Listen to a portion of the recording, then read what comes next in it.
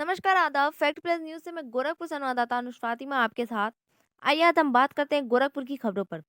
उत्तर प्रदेश आशा worker union के आह्वान पर 30 जनवरी को गोरखपुर में जिलाधिकारी कार्यालय पर सभा का आयोजन किया गया।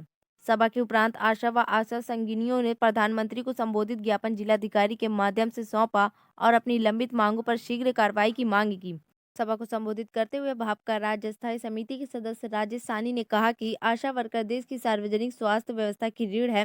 सरकार उनसे अस्थायी कर्मचारी जैसा कार्य लेती है। हमारे सारी अधिकारी आशाओं पर इतना दबाव दे रहे हैं कि आशाओं को ब्लॉक से बाहर निकलना मुश्किल हो गया है। सरकार से निवेदन है कि इन अधिकारियों पर थोड़ा सा दबाव बनाए।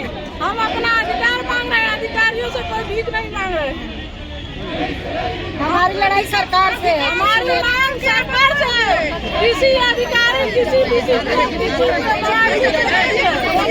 हमको ये हमारा सम्मान मान कुछ नहीं करते हैं। ऊपर से हर ब्लॉक में शोषण आशाओं का हो रहा है। हमारे पैसों की कटौती हो रही है। कटौती हो रही है। आशाओं का घूसखोरी का कोई सीमा नहीं है। ये लोग आशाओं को इसलिए नहीं निकलने दे रहे हैं कि इन लोगों का घूसखोरी का सब पता चल जाएगा और इसलिए ये लोग आशाओं का शोषण कर रहे हैं।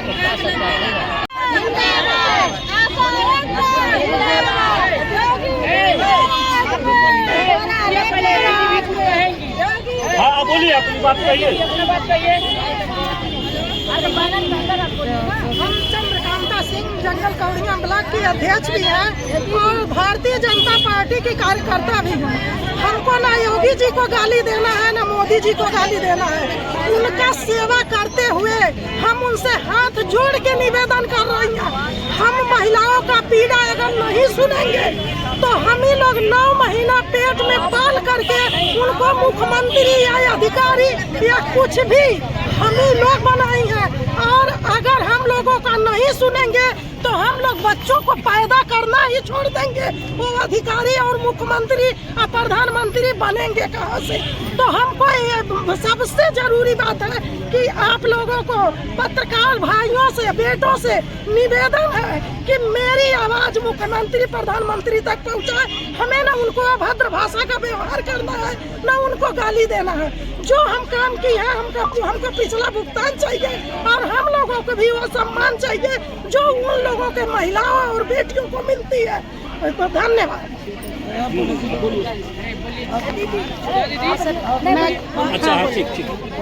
मेरा नाम सुधा द्विवेदी, मैं कौड़ीराम PSC पर 2006 से आशा पद पर कार्यरत हूँ। हमने आज 20 साल गंवा दिया मतलब सेवा में, और मिला क्या हम लोगों को वो 2014 उधर से वही 2000, अब जाके कुछ दिन से 1500 जो है वो केंद्र सरकार दे रही है और 2200 राज्य सरकार दे रही है।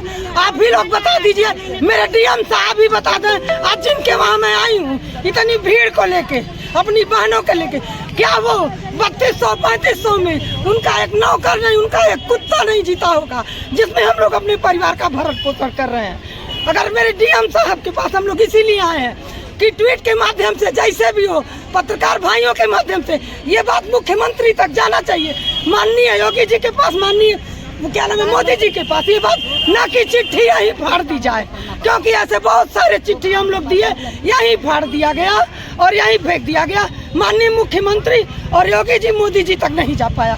मेरी बात को सुनते हुए क्या नाम है हम लोगों को राज्य कर्मचारी का दर्जा चाहिए, क्योंकि 20 साल हम लोगों ने गंवा दिया और मैं अब 50 वर्ष की हो गई। बुढ़ापे में क्या मिला?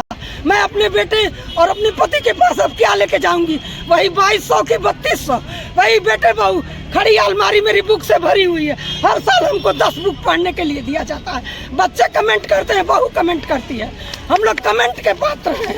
इस आशा की गाँव वाले कहते हैं कि दौड़ती है पाती क्या हो तुम लोग पाती क्या हो? हम लोग कहते हैं हम लोग 10,000 पाते हैं। झूठ बोल के हम लोग ड्यूटी करते हैं गांव में, क्षेत्र में, क्योंकि कोई अच्छे परिवार से बिलोंग करती है। नहीं है कि आप 2000 पाती हैं। ठीक है ना? तो आप लोगों से मेरा यही निवेदन है कि चिट्ठी यहीं तक ना रहे, ये योगी जी तक जाए, मोदी जी तक जाए, क्योंकि अब टाइम करीब है, बजट आने वाला है। और नहीं तो जिस सरकार को हम लोगों ने चुना है, जिस सरकार को हम लोगों ने चुना है 2027 में, और का तो मैं नहीं कह सकती।